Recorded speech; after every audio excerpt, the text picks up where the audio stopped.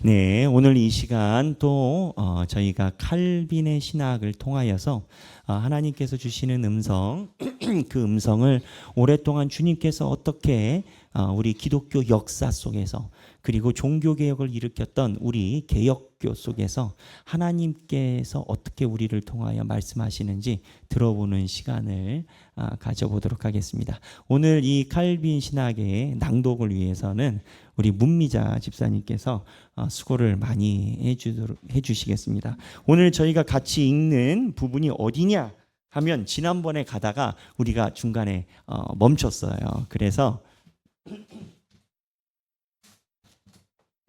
저희가 이번에 낭독하는 부분을 말씀드리면 저희가 88페이지에 위에서부터 하나, 둘, 셋, 넷, 다섯, 여섯 번째 줄, 그들은 타락으로 인해 아담이 상실한 것은 오직 이러한 덧붙여진 은사에 국한된다고 주장한다 라고 지난주에 고은혜 집사님이 강조하셨어요.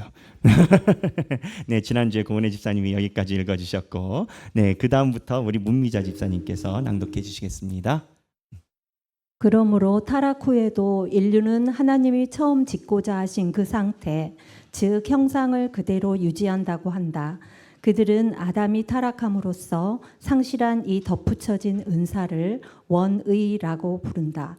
이러한 로마 가톨릭 신학자들의 주장에 따르면 최초의 인류가 온전했다는 것, 그들이 전적으로 타락했다는 것, 그들이 전적인 은혜로만 구원받을 수 있다는 것이 모두 부인된다. 그들에 의하면 구원은 처음부터 그렇게 작정된 불완전한 인류가 역사 가운데 완성되어 가는 일종의 진화적 과정과 다르지 않다. 그러나 중생은 진화적 완성이 아니라 그리스도가 우리의 형상을 새롭게 갱생개혁해서 참되고 견실한 온전함을 회복하는 것이다. 자, 이 부분 우리가 지난번에 우리 함께 공부했었던 부분을 조금 요약해서 다시 한번 말씀드리겠습니다.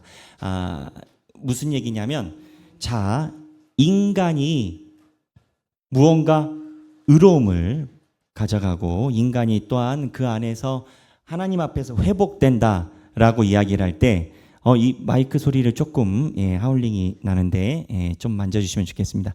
인간이 무언가 완벽함을 취하고 완벽함에 이룬다라고 할 때 그 완벽함의 목표 상이 뭐냐라고 할 때 우리는 인간이 하나님을 만나서 무언가 성화가 되고 나아갈 때 아담의 형상을 회복한다라고 그렇게 이야기를 해요.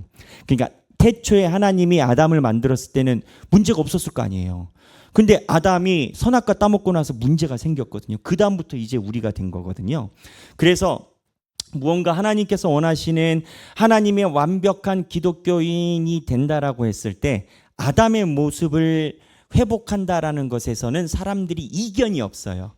근데 어디에서 이견이 생기느냐? 아담이 타락을 했는데 완전히 타락을 했냐? 아니면 하나님이 주신 부분적인 것만 타락을 했냐? 여기에서 이견이 생겨요. 그러니까 무슨 얘기냐면 아담이 완전히 타락을 해버렸으면 인간이 할 일이 없어 보여요. 이미 타락했는데 그리고 타락해가지고 할 수 있는 게 없는데 그러니까 인간이 완전히 타락했다라고 했을 때 이쪽 천주교 쪽에서는 인간이 할 수 있는 일이 너무 없어지는 거죠. 그래서 어떠한 걸 주장하냐면 하나님이 아담을 만드실 때 아담 안에 하나님의 뜻인 원의가 있고 인간이 하나님을 바라볼 수 있는 원의가 아닌 뭐라고 이야기를 하냐면 자연적 인간의 상태 두 가지가 있는데 하나님만 바라보고 있는 것만 손상이 되고 절반은 남았다라는 거예요. 이거를 알미니안주의라고 얘기를 했잖아요. 이게 카톨릭이 가지고 있는데 카톨릭이 가지고 있는 게 거기서 끝난 게 아니라 지금까지 쭉 이어져 왔습니다. 그러니까 사람이 완전히 손상이 되지 않고 부분적으로 하나님을 인지할 능력이 가지고 있다라고 얘기를 하는 건 거예요. 이렇게 되면 어떻게 되냐면 사람이 자기 개발을 통해서 무언가 자기의 노력을 통해서 하나님을 만날 수 있는 거예요. 근데 이게 약간 우리 생활과 비슷하거든요. 교회에서 무언가 교육을 강조를 할 때 열심히 제자는 만들어지는 게 아니라 태어나는 게 아니라 만들어지는 것이다. 뭐 우리가 그 모토를 많이 듣곤 했지 않습니까? 그러니까 열심히 살면 하나님을 만나보는데 이를 수 있지 않느냐. 그래서 열심히 신앙생활하면 오리지널 하나님의 형상을 우리는 만들 수 있다. 이게 이제 카톨릭 쪽이에요. 그리고 카톨릭의 그 영향을 제세례파들이 받아요. 근데 칼빈은 이거를 반대해요. 왜 반대하느냐? 칼빈은 이 카톨릭이 이야기란 그 근원으로 더 올라가서 바울 쪽에서 이야기를 끌어옵니다. 무슨 얘기냐? 칼빈이 얘기를 하면 이런 거예요. 좋다. 우리가 열심히 성경 보고 말씀 보는 거 중요하다. 그래요. 그게 필요 없다라는 게 아니다. 그런데 우리가 성경 보고 말씀 봄으로 인해서 우리가 완성된 사람으로 나아간다. 우리가 조금이라도 나아진다. 이거는 착시다. 인간은 그렇게 부분적으로 타락한 게 아니라 온전히 타락했다. 그러면 왜 성경 보고 말씀 보고 신앙생활 하느냐라고 물어보면 칼빈은 이렇게 얘기를 해요. 하나님의 말씀을 보고 신앙생활에 대해서 열심히 달려가는 자는 나의 죄된 본성을 더욱더 명명백백히 알기 때문에 하나님 앞에 나의 부족함을 더욱더 회개하고 엎드려진다. 근데 내가 엎드려진 그 공간만큼 하나님의 은혜가 임한다. 이게 바울 쪽이에요. 그러니까 카톨릭하고 칼빈의 차이가 있다면 카톨릭은 기본적으로 인간이 어느 정도 도닦으면 하나님이 원하시는 아담을 가져갈 수 있다. 이 기본을 갖고 있어요. 근데 칼빈은 그렇게 얘기를 하잖아요. 너희들이 말한 대로 신앙생활 열심히 하고 열심히 해서 아담의 형상을 회복할 능력이 인간에게 있다라고 하면 그거는 진화론적으로 이야기를 하는 거나 똑같다. 마치 인간이 진화해서 업그레이드 돼가지고 가는 것처럼 그거는 결국 하나님의 도성에 이르지 못하고 바벨탑을 세운 인간의 본성으로 다시 들어간다. 자기의 도닦기를 세워간다. 칼빈은 뭐라고 얘기를 하느냐? 우리가 말씀을 보고 열심히 공부하고 하나님을 바라보는 이유는 내가 열심히 도닦아서 참된 사람에 올라가는 것에 있는 게 아니라 나의 부족함을 온전히 알아서 전적인 하나님의 은혜를 구하기 때문에 우리는 그 자리에 나가는 거다. 그래서 태초의 인간의 상태를 어느 정도 갱신이 가능하느냐 가능하지 않느냐를 놓고 카톨릭하고 개혁교가 쪼개진 겁니다. 처음에 인간 상태. 여러분은 어느 쪽이 더 맞는 것 같으세요? 저는 당연히 장로교 목사고 칼빈 원칙에 의한 장로교 목사이기 때문에 저는 칼빈이 맞다라고 보죠. 근데 이제 카톨릭이 이야기란 이 두 가지 흐름대로 가면 신앙생활하는 것도 완벽하게 달라져요. 무슨 얘기냐? 인간이 어느 정도 회복할 수 있는 능력이 있다라고 생각을 하고 신앙생활에 기회가 있다라고 보는 사람들은 인간 능력에 대한 퍼센티를 인정을 합니다. 그래서 인간이 하나님을 어느 정도 인지할 수 있는 단계를 강조를 해요. 그 인간의 의지가 있다라는 거죠. 근데 칼빈은 그러지 않아요. 칼빈은 인간이 하나님을 인지할 수 있는 능력이 생기는 게 아니라 하나님이 선택하심을 하나님이 살살살살 보여주는 하나님의 주권에 따라서 우리가 신앙생활이 변한다라고 봐요. 그러니까 이런 거죠. 인간이 태어나서 인간이 다 망한 게 아니라는 거예요. 그래서 시간이 지나면 인간이 하나님을 인지하는 게 하나를 알다가 둘이 늘고 셋이 늘어나고 이게 카톨릭이랑 제세례파는 있다라고 보는 거거든요. 근데 칼빈은 그러지 않아요. 그러면은 카톨릭이 얘기를 하잖아요. 야, 그래도 신앙생활하면 하나님을 알잖아 라고 얘기를 하면 칼빈은 뭐라고 이야기를 하냐면 그건 인간이 지적인 능력을 넓혀서 알게 된 게 아니라 하나님이 오감을 열어줌으로 인해서 하나님의 열어줌으로 내가 알게 되는 거지 인간의 지적 능력으로 늘어나는 게 아니다라고 얘기를 해요. 그래서 우리 교회는 몇 번 얘기를 했지만 이 분기점을 유아세례로 얘기를 해요. 칼빈은.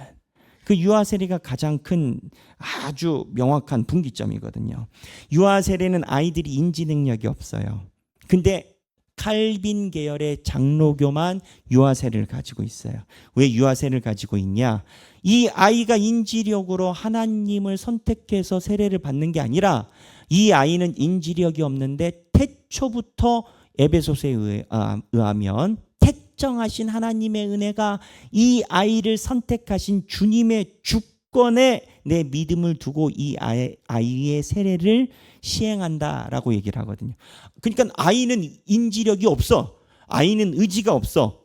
근데 이 유아세를 하는 이유는 부모가 태초부터 택정하신 하나님의 은혜로 내 자녀가 성도가 됨을 확신하기에 주님의 약속에 믿음을 두고 세례를 주는 거거든요. 근데 가톨릭은 그렇게 하지 않고, 가톨릭은 유아세례 없죠. 가톨릭은 그들은 몇 개가 단계가 있어요. 유아세례가 아니고 여러 가지 단계가 있고, 그 다음에 이거에 대해서 반대한 게 제세례파라고 얘기를 하죠. 제세례파는 뭐냐? 어렸을 때 세례를 받아도 커가지고 신앙생활을 했더니 내가 그때 세례 받을 때 하나님이 내가 하나님이라고 생각하고 세례를 받았지만 하나님이 아니야. 아니라기보단 살짝 부족했어. 내가 진짜 지금 하나님을 아는 것 같아. 그래서 본인이 서약할 때 세례를 다시 받는다라는 거예요. 그럼 칼빈이 이야기를 하죠. 야, 그러면 네가 20살 때 하나님을 알아가지고 세례를 네 스스로 의지로 세례를 받았으면 그럼 30살 때 더 많이 알겠네. 그럼 세례 다시 받을 거야. 40살 되면 더 많이 알겠네. 그러면 40살 때 또 받을 거야. 그러면 예수 그리스도를 십자가에 몇 번을 달아매는 거냐. 이제 여기서 이제 이 분기점이 어디냐. 인간의 인지 능력에 얼마만큼의 퍼센트의 가능성을 부여하느냐에 따라서 이게 쫙 갈라져요. 근데 칼빈은 바울이 이야기를 했었던 그 신학적인 사상을 그대로 강조하거든요. 그래서 칼빈은 태초에 인간의 형상을 회복함이 신앙인의 목표인데 우리가 이걸 보는 이유가 칼빈은 그걸 강조를 하는 건 거예요. 우리는 전적으로 부패했고 전적으로 타락했다. 그러니 우리가 회복할 방안이 없다. 그럼 공부는 왜 하느냐? 성경 공부 왜 하느냐? 우리가 타락함을 깨닫기 위함이고 우리가 타락함을 깨달았을 때 하나님의 은혜로 우리가 회복이 되는 거지, 우리가 깨달았다고 머리 굵어졌다고 하나님의 은혜가 임한 건 아니라는 거예요. 이게 미묘해요.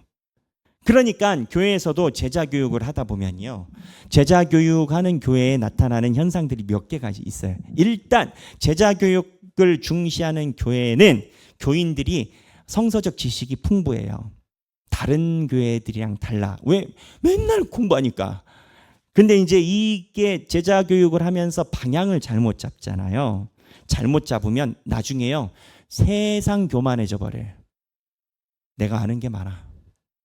그리고 이래저래 했으니까 어느 목사님이 이야기를 해도 뭐 여차저차 그 결과가 좋지 않잖아요. 근데 온전한 제자 교육이 있는 교회는 어떻게 되느냐? 공부를 하면 할수록 겸손해져. 말씀을 보면 볼수록 하나님의 신비한 것에 눈물을 흘리고 은혜를 경험해. 그리고 내가 10년을 배운 것 같지만 내가 많이 안다에 대한 자족감이 있는 게 아니라 보면 볼수록 나는 성경을 모르는구나. 근데 모르는 게 좌절감이 아니라 하나님이 나를 하나하나 알게 하시는구나. 그 은혜로 살아가는 건 거예요. 그럼 이제 그렇게 살려면은 목회자가 그렇게 살아야지. 그래야 성도들도 그렇게 살지. 그래서 이 분기점이 어디냐? 우리가 인간을 개발하면 얼마만큼 늘어날 수 있느냐, 늘어날 것이 없느냐. 여기에 인간 형상의 타락 정도를 가지고 싸우는 건 거예요. 그 인간이 타락하고 나서도 회복할 능력이 있다 하면 가톨릭과 제세례파가 맞는 거고, 없다 하면 칼빈이 맞는 건 거예요. 그러니까 아담이 얼마만큼 손상됐느냐를 가지고 지난주부터 이렇게 와서 여기까지 온 건 거예요. 그래서 칼빈이 이 책에 보면 아까 읽었던 것 중에 중간 부분에 그러나 라고 얘기를 하는데, 중생이 하나님의 형상을 회복하는 거라고 간단히 이해를 하면, 그러나 중생은 진화적 완성이 아니라 그리스도가 우리의 형상을 새롭게 개혁해서 참되고 견실한 온전함을 회복하는 것이다. 주체가 누구냐? 그리스도. 진화적 완성은 주체가 누구냐? 나의 지적 향상인 건 거예요. 그래서 칼빈은 이 회복에 강조를 해요. 그렇다면 그 다음 과는 뭐냐면, 자, 그러면은 하나님이 우리를 회복시키시고 하나님이 만져주심에 따라서 우리가 달라진다라고 했잖아요. 그러면 어디를 만지냐 이거예요. 그 어디를 하나님이 육체 아니면 영혼 아니면 그 삼위권 어디냐, 그거를 놓고 영혼을 이야기를 해요.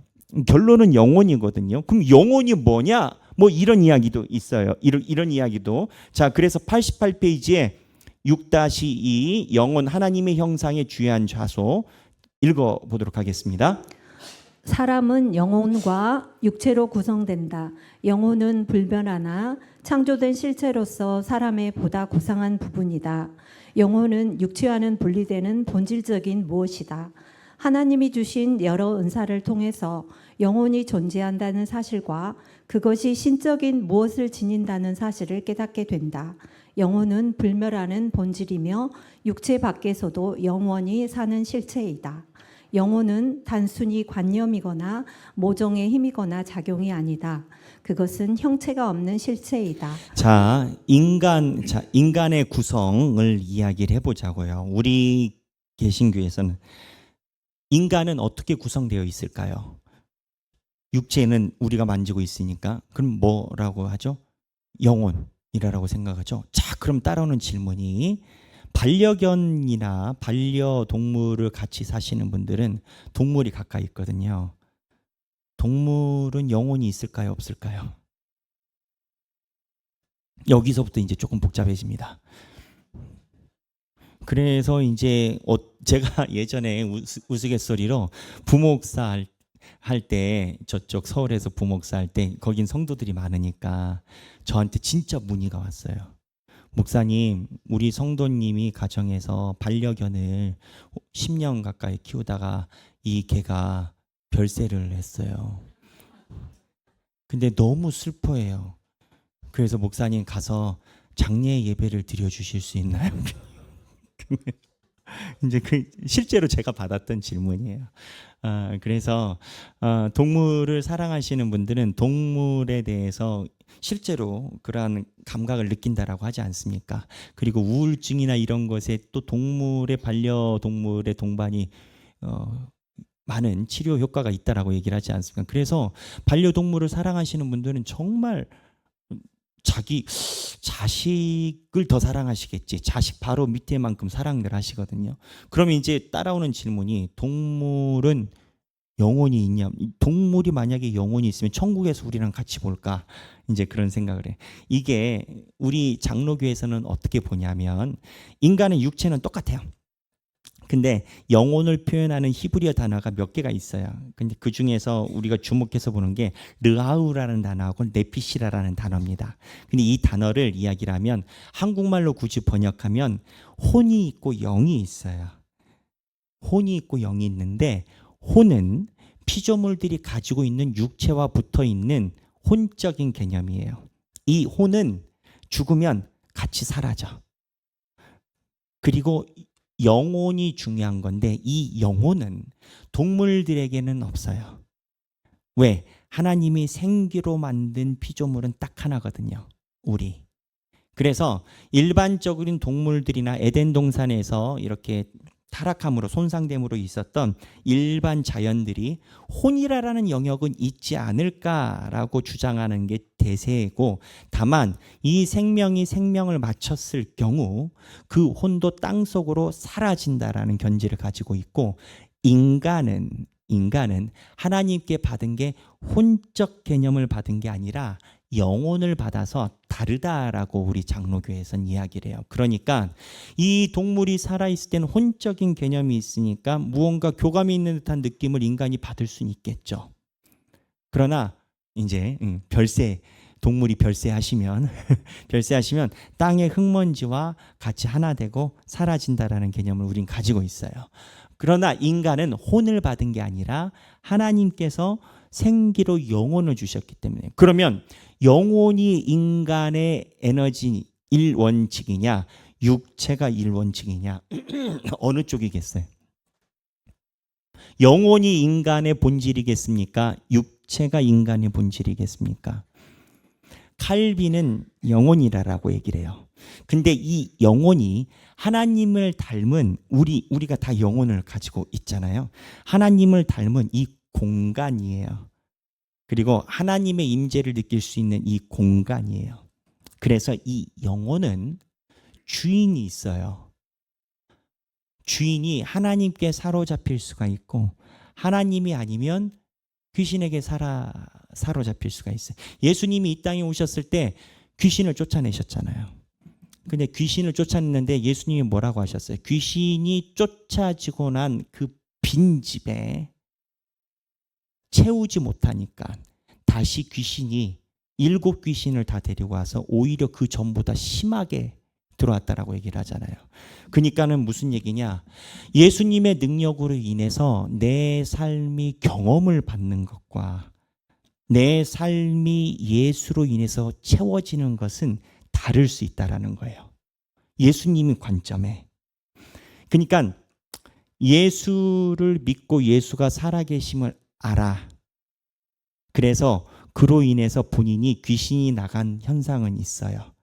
근데 2단계 예수에 대해서 본인이 인정한다 하여 본인의 삶이 예수로 채워지느냐의 문제는 다른 문제라는 거예요. 예수님이 성경 말씀에 그러잖아요. 처음에 귀신이 쫓겨나갔는데 그 집이 비니 더욱더 많은 귀신들을 데리고 와서 늑탈하느니라라고 얘기를 하시잖아요.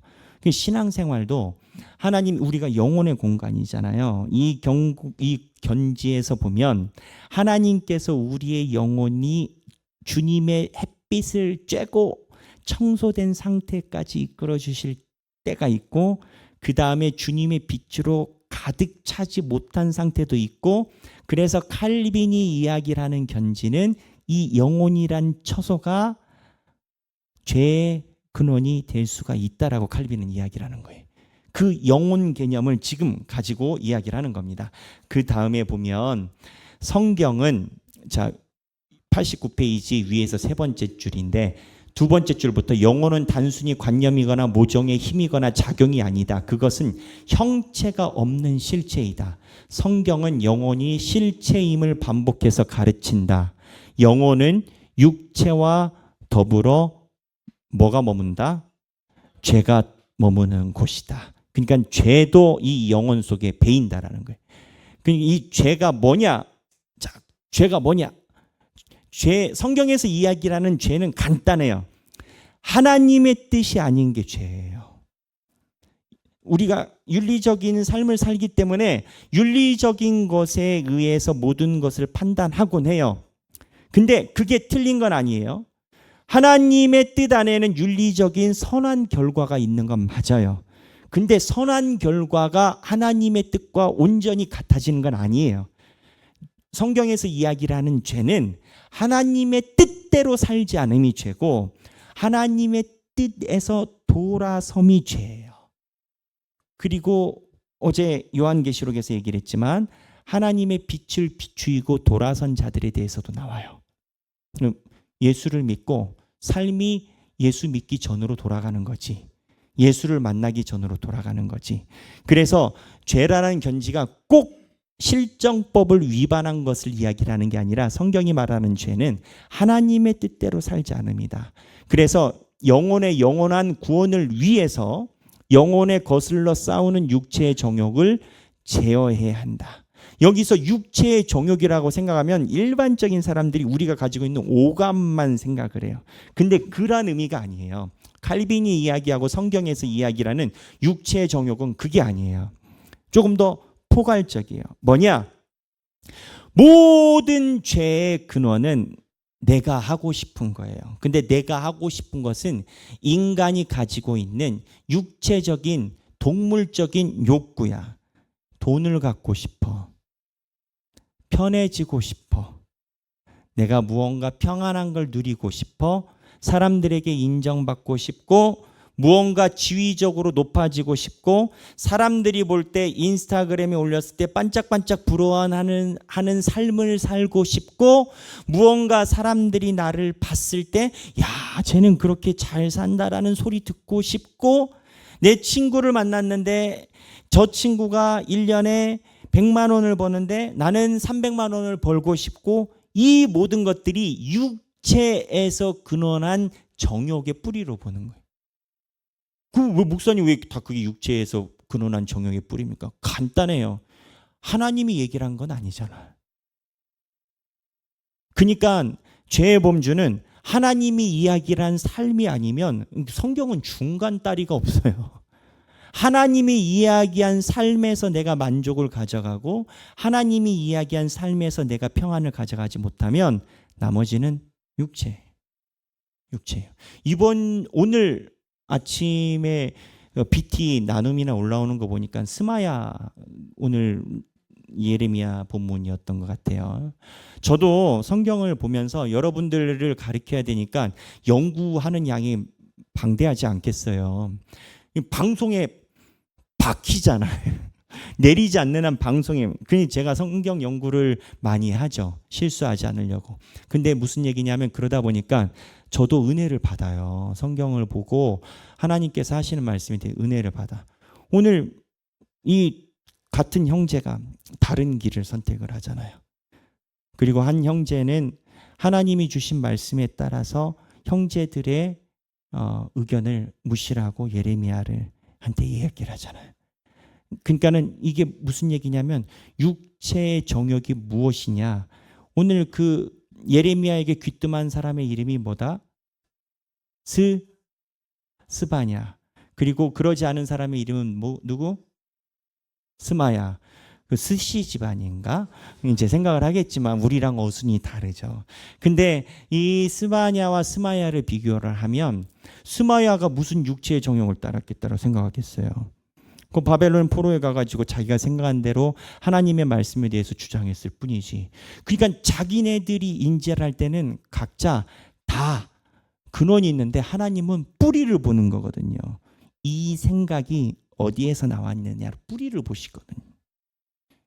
그 뿌리가 어디냐라고 이야기를 했을 때 하나님의 것이 아니면 육체의 정욕인 건 거예요. 그 죄가 뭐냐라고 하면 죄는 하나님의 뿌리가 아닌 건 거예요. 그래서 영혼이 이 죄가 머무는 곳이라는 거예요. 방금 얘기하는 이 육체의 정욕과 이게 그냥 인간의 삶에 우리가 맞다라고 하는 대로 살아가면 그게 뭐 대단한 거냐라고 얘기를 하지만, 우리가 가지고 있는 하나님의 것이 아닌 다른 것을 추구하는 삶의 양식, 태도, 생각, 결정, 판단, 이 모든 것이 지나가는 시간 속에 머무는 거라고 얘기를 하지만, 칼빈의 견지에는 아니, 지나가는 게 아니라 네 영혼이 타락해지는 거야를 얘기를 하는 거예요. 그냥 그렇게 살 수 있지, 뭐 그럴 수도 있지. 나는 평신도인데 우리 목사님이 참 그러면 이제 김영희 선교사님 나타나면 그러시겠지. 주여 그러겠지. 근데 어쨌든 이게 우리는 쑥 지나가는 거고, 뭐 그럴 수도 있지, 뭐 인생 살다 보면 그럴 수 있지, 언젠간 되겠지, 이렇게 생각할 수 있지만, 칼빈의 견지에는 그러한 육체의 정욕에 의해서 선택된 것이 내 영혼에 깃들인다라는 거예요. 이게 그러니까 영혼의 삶의 패턴이 깃들이면 다시 원론적으로 가서 어떻게 됐냐면, 아담이 가지고 있었던 오리지널 형상을 회복하지 못하는 거고, 아담이 가졌던 오리지널 형상을 회복하지 못함은 하나님이 원하는 그 모습이 안 되는 건 거예요. 그 칼빈은 나중에 보면 단호하게 얘기를 해요. 그래서 이 영혼에 대한 개념, 죄가 머무는 곳인데, 이게 간단히 뭐 죄가 마귀에 씌이고 정신 착란이 오고 막 그래야 이게 영혼이 문제가 되고 하는 게 아니라, 육체 정욕의 문제가 영혼에 영향을 미친다라는 거예요. 칼빈은. 좀 더 쉬운 말로 하면, 여러분들이 선택한 삶의 태도와 자세가 하나님이 기뻐하시는 것이 아니면 거기서 끝나는 게 아니라 여러분들의 영혼이 영향을 받는다라는 거예요.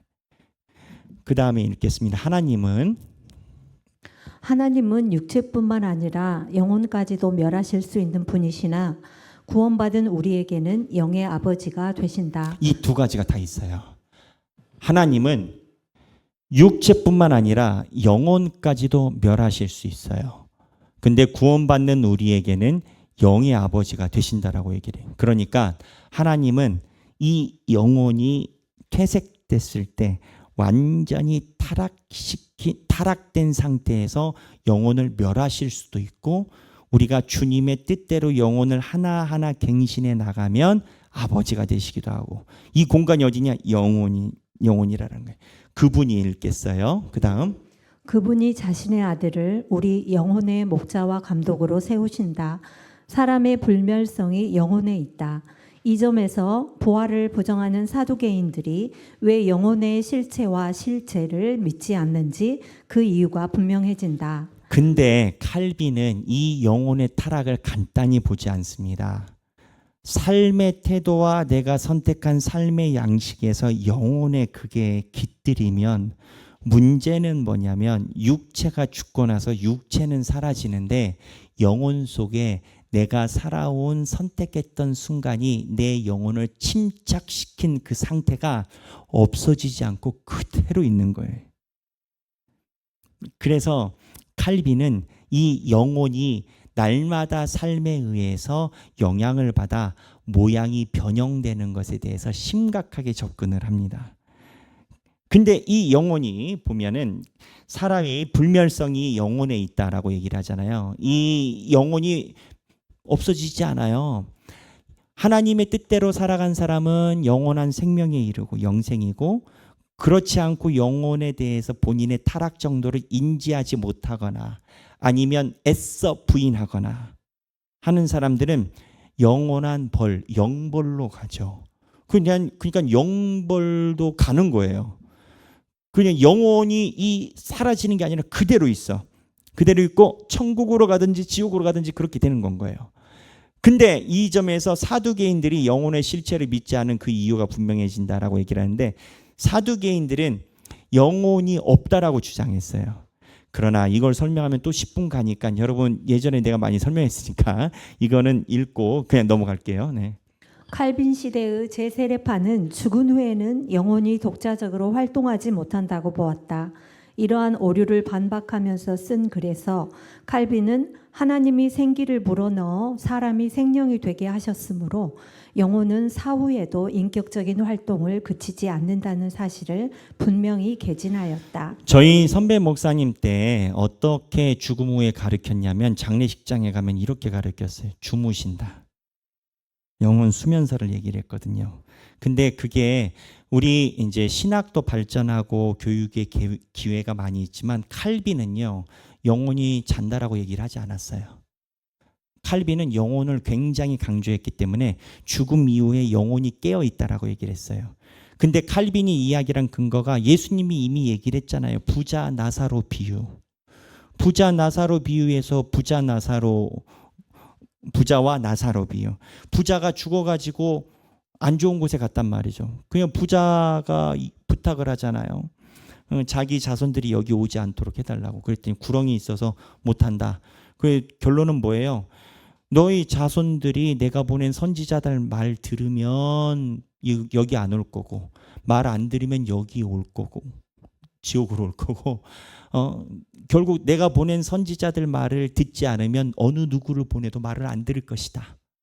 그러니 네가 여기서 애써 힘쓸 필요가 없다. 내가 보낸 선지자들 얘기를 듣고 안 듣고로 그냥 가름친다. 이제 그렇게 얘기를 하잖아요. 부자 나서를. 그래서 칼빈은 이 영혼이 죽고 나서 깨어 있다라고 얘기를 했는데, 이게 제세례파 쪽에서는 어떻게 얘기하면, 제세례파는 아까 얘기를 했잖아요. 자기의 인간의 의지력이 있다라고 얘기를 했다고. 그러니까 이 제세례파는 이 영혼 수면설의 제워 그리고 휴거를 얘기를 해요. 제세례파는. 휴거를 하려면 자고 있어야 돼. 돌아다니면 안 돼. 깨야 돼. 그러면 이제 왜 우리 선배 목사님들은 왜 자고 있다라고 얘기를 했냐? 중간에 철학적 신학이라는 파트가 이 신학계에 들어오면서 이런 건 거예요. 야, 인간이 육체적으로 다 죽었어. 흙으로 갔어. 근데 영혼이 있다고? 이게 과학적으로 맞을까? 라는 신학 사조가 많아지면서, 그래? 그러면은 부활할 때까지 일단 죽는 걸로 하는 게 더 논리적이겠다. 이 기조가 있었어요. 그래서 우리 선배님들이 배울 때는 다 잔다고 했어요. 근데 오리지널 개혁교회에서는 칼빈을 포함해서 웨스터민스터에서 포함해서는 인간이 죽고 나서 잠드는 게 아니라 주님의 품 안에 있다라고 얘기를 하거든요. 의식을 가지고. 여러분들의 아버지 어머니가 별세하신 분이 계시다면 의식을 가지고 주님의 품 안에 계시다고요. 그래서 여러분들이 신앙생활을 어떻게 선택하시는지 느낀다고요. 다만 거기에서 이쪽으로 보내지는 못해요. 이게 어디에 근거하느냐? 부자와 나사로. 수월에 간 부자가 느끼잖아요. 자기 자손들이 엉망으로 사는 걸 보잖아. 그러니까 얼마나 답답하면 쟤네들이 나 여기 오지 않도록 좀 힘 좀 쓰게 좀 해달라는 거. 근데 역으로는 안 돼. 이게 제 얘기가 아니라 이 칼빈의 정통 신앙. 여러분들이 온전한 신앙생활 하시면 여러분들 선조에 먼저 가신 부모님이 천국에서 여러분들의 신앙생활의 양태를 느낀다라는 거예요. 다만 내가 늑결을 전하지 못하는 거지. 우리가 가지고 있는 구조는 그래요. 그래서 칼빈은 이 얘기를 왜 하느냐? 영혼. 자, 정리하면 그래요. 처음에 얘기를 했잖아요. 아담의 형상을 회복하는 게 중요하다. 전적인 하나님의 은혜로 회복되지 우리는 인간의 능력으로 회복되지 않는다. 그럼 전적인 하나님의 은혜로 회복된다라고 쳐요. 그러면 전적인 하나님의 은혜로 회복되는 공간이 어디냐? 라고 할 때 당연히 칼빈은 영혼이 나오는 건가요. 이 영혼이 하나님의 전적인 은혜로 회복이 된다. 이제 이 다음에 보면 시간상 뒤까지 얘기를 하면 그러면 시간이 안 될 것 같은데 이 영혼이 전적으로 하나님의 은혜에 의해서 회복이 되는 게 왜 중요하냐 할 때 우리 지금 영혼이 죽을 때 죽고 난 이후에 하나님의 품 안에까지 영혼이 쭉 가요. 그러니까 칼빈은 영혼이 회복이 돼야 되는 건 거야. 이 영혼이 회복이 돼야 칼빈은 해결이 되는 거예요. 다시 정리. 에덴 동산에서 아담이 타락을 했어요. 수요일 날에도 칠판을 갖다 놔야겠네. 타락을 했어요. 타락을 했는데 타락을 하고 회복 능력이 있냐? 칼빈 없어. 그래서 하나님의 은혜가 임해야 돼. 근데 은혜가 임하면 어디로 임할 거냐라는 거예요. 영혼인 건 거예요. 칼빈은. 그러면 하나님의 은혜가 영혼이 임하면 그 다음 나오는 질문은 뭐예요? 그러면 영혼의 은혜가 임했는지 안 임했는지 어떻게 하냐? 그렇잖아요. 칼빈은 두 가지를 얘기를 합니다. 오감하고 그리고 뒤에 단어가 좀 다를 수 있는데 의지로 얘기를 합니다. 칼빈은 결과를 뒤에 보면은 오감과 의지가 나오는데 칼빈은 하나님의 은혜로 회복이 됐는지 안 됐는지는 영혼이 알아야 되고 이 영혼은 오감은 이성과 감정을 포함하는 거예요. 이성과 감정을 다 포함한 오감하고 그 다음이 중요한데 의지로 나온다는 거예요. 무슨 얘기냐? 하나님의 은혜를 맛본 자는 결단해서 자기의 삶이 하나님 성전 앞에 있다라는 거예요. 그러니까 내 영혼이 회복이 됐느냐 안 됐느냐는 본인의 오감과 의지의 결과를 보면 얘가 하나님의 은혜로 영혼이 클리닝이 됐는지 안 됐는지 알 수 있다라는 거예요. 그러면 클리닝 돼서 어디로 가? 아담 형상으로 간다는 거예요. 이 말이 길어졌지만 결론은 이건 건 거예요. 하나님을 사랑하는 자는 삶이 전적으로 변한다는 거예요. 그리고 하나님을 사랑하는 자는 자기의 삶이 변함이 누가 얘기하지 않아도 하나님을 만난 자로서 증명이 된다는 거예요. 사울이 그랬고 사울이 변해서 바울이 됐고 모세가 시내 광야에서 만나서 하나님을 만나고 난 후에 다시 이스라엘 백성들을 향해서 갔고 제가 예전에 출애굽기 설교 한참 했는데 그때 제가 말씀드렸잖아요. 모세에게 있어서 자기를 배반한 민족에게 가는 것은 죽기보다 싫었을 가능성이 높다고. 자기를 배반한 민족이잖아요.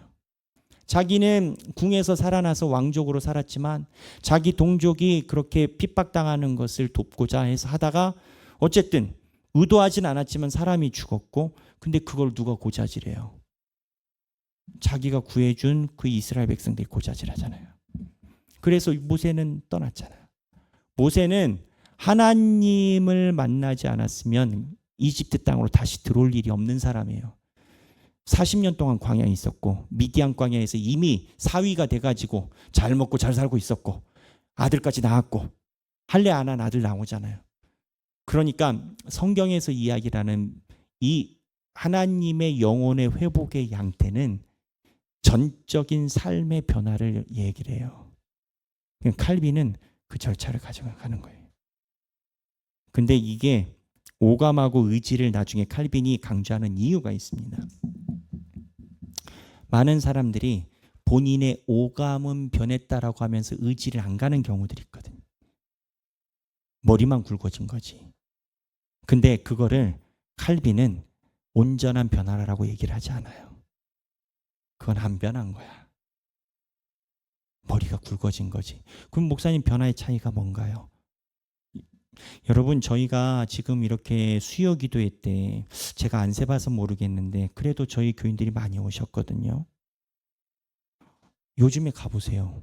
교회에서 수요 기도회, 금요 기도회 때 기성교회에서 교인 대비 숫자 몇 프로나 있나? 그렇죠. 우리 하길교회는 하나님이 사랑하시는 부분이 많이 있어요. 물론 꼭 거기 가야만 그러느냐? 안 그럴 수도 있죠. 근데 여러분 사랑하게 되면 사랑하는 곳에 내가 가게 돼 있어요. 그렇잖아요. 그러니까 칼빈은 그 얘기를 하고 내 삶에서의 결단과 이 모습의 변화가 여러분들 얘기를 하면 그래요. 제가 이제 요즘에는 얘기 잘 안 하지만 이미 시간이 많이 흐르고 우리가 잘 알기 때문에 우리 하길교회에서 말씀하시는 60, 70 분들도 그런 얘기하시는 분들이 많아서 지금 여기에 계신 분들 중에도 목사님 제가 평생 신앙생활을 이렇게 해본 적이 없어요. 그냥 오래된 교회에서 이렇다 하고 집안도 근데 하길교회 와서 뭐 어쩌다 보니 하다 보니 또 미안하고 또 목사님 열심히 하는 것 같고 또 안쓰럽기도 하고 여기 하다 보니 근데 있다 보니 본인이 지금은 너무 그러니까 뭐냐면 예전에 삶에서 가지고 있었던 삶의 양태가 변한 호흡이 바뀐 거예요. 스타일이 바뀐 거예요. 시간 분배가 바뀐 거예요. 내가 소중히 여기고 사랑하는 존재가 바뀐 거예요. 이게 칼빈 견지에 보면 뭐냐면 현실 세계의 삶의 구성 비율이 바뀜이 너의 영혼에게 영향을 준다는 거예요. 그러니까 내 영혼을 클리닝하는 것은 내 현실 삶에서의 변화의 열매가 내 영혼을 클리닝하고 죽으면 이 영혼이 마치 블랙박스처럼 DNA를 가지고 있는 상태에서 쭉 간다라는 거예요. 쭉. 그럼 어디로 쭉? 영생으로 가냐? 영벌로 가냐? 쭉. 근데 이 땅에서 죽고 나면 이 DNA에 박힌 기록된 화상을 바꿀 수가 없어. 그러니까 칼빈은 오감과 의지 이 다음 페이지에 나오거든요. 궁금하신 분은 집에 가서 읽어보세요. 그 다음 페이지 보면 오감과 의지를 강조를 하고 이 오감과 의지에 의해서 우리의 삶이 변화가 되려면 칼빈이 이야기하라는 것을 깨닫는 게 1차적이다라는 거예요. 칼빈은 깨달음이 있어야 그 다음에 의지가 따라온다라는 구조를 갖고 있습니다. 물론 깨달음이 있지만 의지가 안 오는 경우도 있으나 깨달음이 없이 의지가 발생되지는 않는다라고 봐요. 아니, 모르는데 삶이 어떻게 변하겠어요? 삶이 변하려면 내가 느끼고 아는 바가 생겨야 되고 이거는 다시 위로 올라가서 어떻게 되느냐? 하나님이 주시는 은혜에 빠질 때 깨달아지는 거지 도 닦는 거 아니다라는 거지. 이해되시죠? 이 구조가 무언가 이렇게 실타래처럼 다 연결되어 있는데 나중에 깨닫게 되면 한 큐예요. 하나예요. 하나예요. 동일하게 신앙생활에. 그래서 이거를 조금만 더 읽어볼까요? 네, 그 다음 읽어보겠습니다. 사람의 실체는 본질적으로 영혼에 있기 때문에 하나님의 형상을 회복하는 구원의 은혜가 영혼을 살리는 것으로 이해된다. 최초의 인류가 받은 산 영은 오직 살려주는 영이신 그리스도의 은혜로 말미암아 회복된다. 구원은 하나님의 가장 완전한 형상이신 그리스도의 영을 부음받아서 하나님의 형상을 온전히 회복하는 데 있다. 오직 너희 심령이 새롭게 되어 하나님을 따라 의와 진리의 거룩함으로 지으심을 받은 새 사람을 입으라. 영혼의 속성은 이성, 양심 그리고 의지로 나타난다. 영혼은 이성적, 도덕적 그리고 자율적인 인격적 실체이다. 하나님을 알만한 지식과 정교의 씨앗 그리고 양심이 영혼에 새겨져 있다. 영혼은 감각하고 인식하며 이해하고 의지한다. 영혼의 근본적인 기능은 오성과 의지로 이루어진다. 오성은 선악과 정사를 분별하며 의지는 오성의 판단에 따라 행함으로 나아가고자 결단한다. 자, 이 파트예요. 오성은 선악과 정사를 분별하며 지적인 역할이겠죠. 의지는 오성의 판단에 따라 행함으로 나아가고 결단한다. 그럼 결단할 게 뭐예요? 죄의 문제잖아요. 죄가 뭐라고 했어요? 하나님의 뜻대로 하지 않음이 죄라라고 얘기를 했잖아요.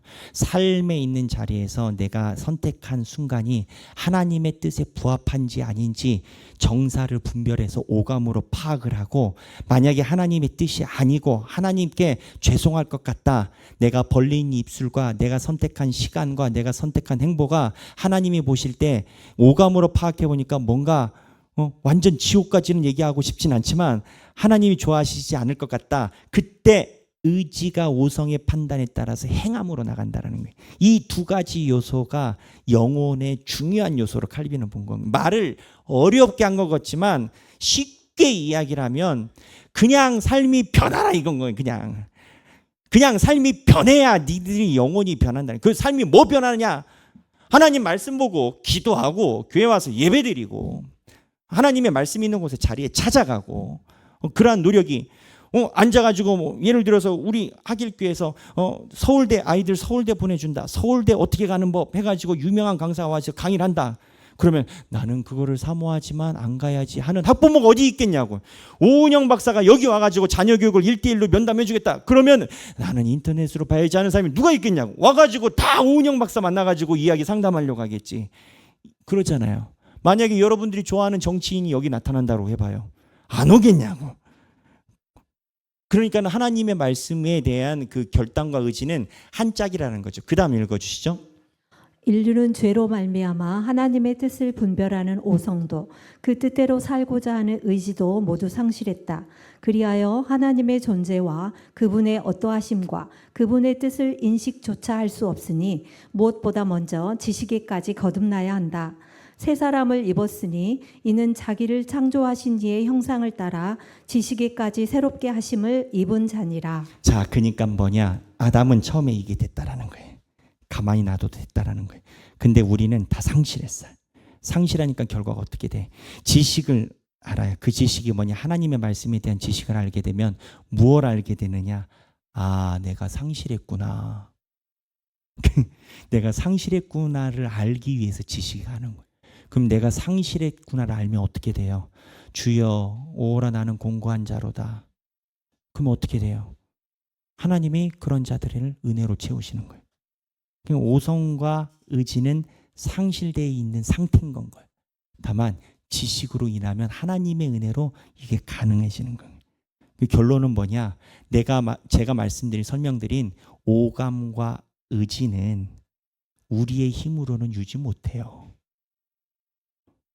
우리의 힘으로는 이거 유지 안 돼요. 결단과 강단과 본인의 성실감으로 얼마 정도는 유지가 될 수 있어. 그러나 시간이 지나면 드러나요. 그게 우리 모습이. 누구누구 할 것 없어요. 우리 모습이. 근데 이게 변하지 않을 방법은 지식에 나아가서 하나님의 임재를 전적으로 구한 자가 눈물 흘리며 그 모습이 변하지 않는 희한한 현상이 나타나는 거예요. 그래서 아까 초대에서 이야기를 한 것처럼 우리 칼빈은 무조건 인지력을 부인하거든요. 그 이유가 전적인 하나님의 은혜가 임해야 인간은 모든 게 가능하다.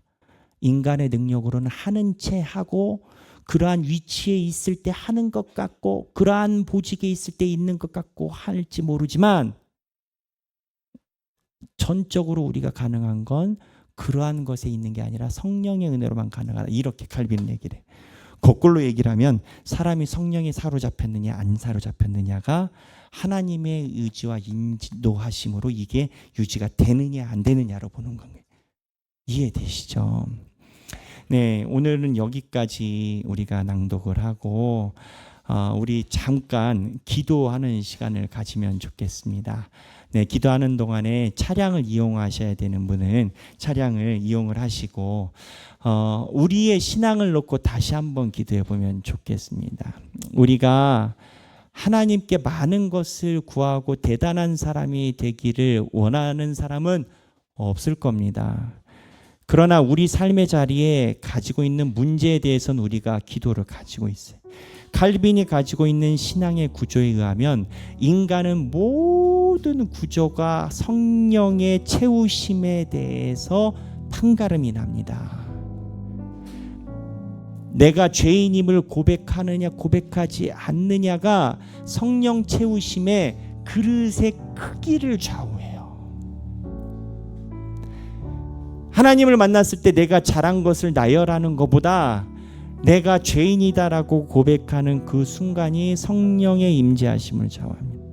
우리 이 시간에 성령님께서 주시는 마음을 따라 각자의 신앙생활을 놓고 주님의 인도하심을 구하며 기도하겠습니다. 기도하시겠습니다.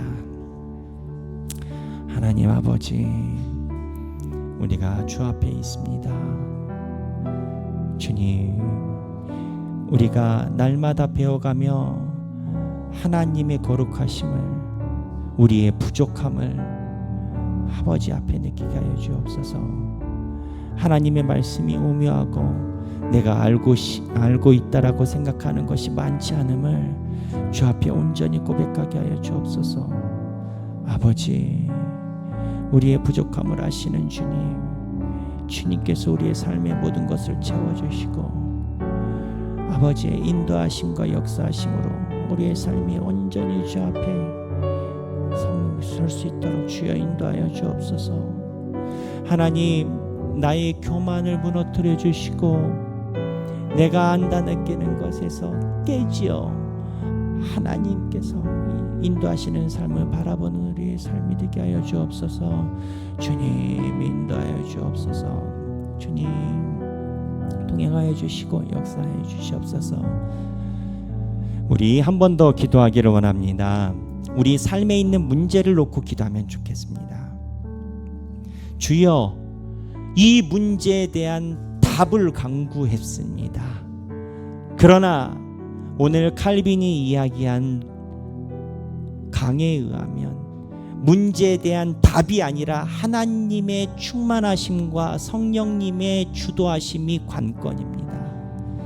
주여, 내가 가지고 있는 문제가 있사오니 내가 가지고 있는 삶의 문제를 주 앞에 회개하고 주 앞에 자복하오니 성령님께서 내 삶에 충만히 임하사 주인이 되어 주옵소서. 그리할 때 내 삶의 모든 문제가 다 풀릴 줄로 믿습니다. 재정의 문제가 아니었고 내 직장의 문제가 아니었고 재정 위에 하나님이 없었음이 문제였고 직장 위에 하나님이 없었음이 문제였고 관계 위에 하나님이 없었음이 문제였습니다. 하나님의 충만하심으로 내 삶의 문제가 풀리게 하여 주옵소서. 각자 가지고 있는 삶의 기도 제목을 놓고 주께 기도하겠습니다.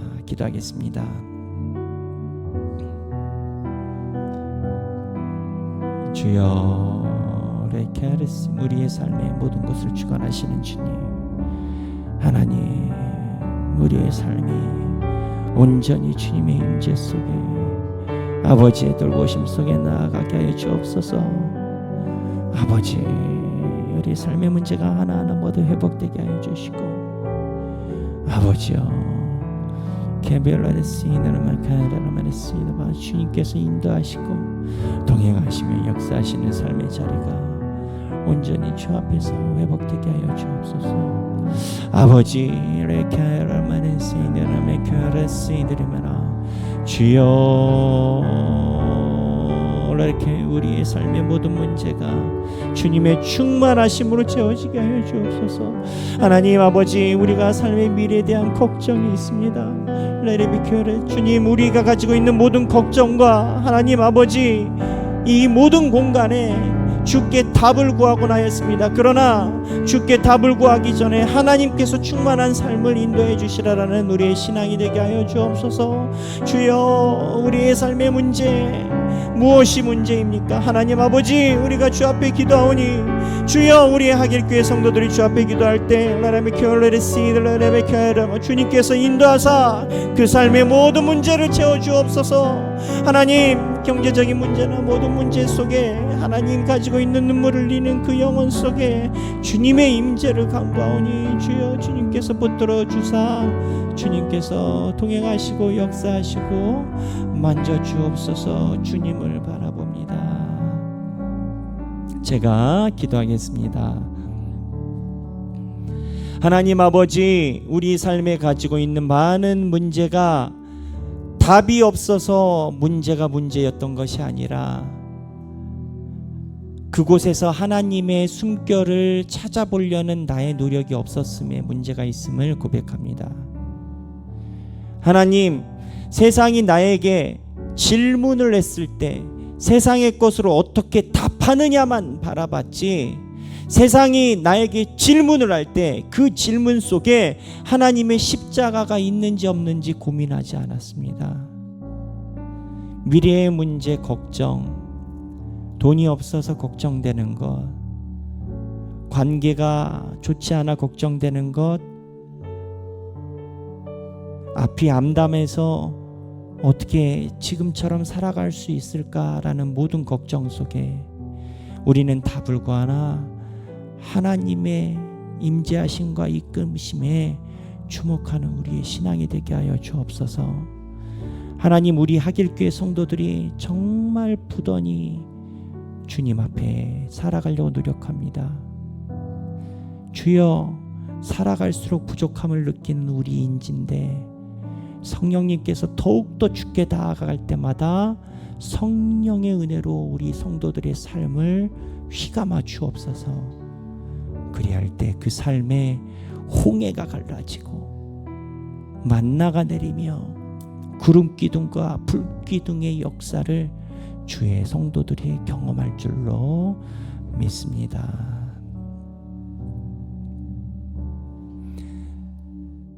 이제는 우리 주 예수 그리스도의 은혜와 하나님 아버지의 극진하신 사랑과 성령님의 감동과 교통하심이 내가 광야에 선 것 같을지라도 하나님이 임재하시면 그곳이 성막이요 천국이다 라고 고백하면서 살아가기 원하는 사랑하는 모든 주님의 백성들 머리 위에 지금으로부터 영원토록 함께 계시길 성부와 성자와 성령의 이름으로 간절히 축원하옵나이다.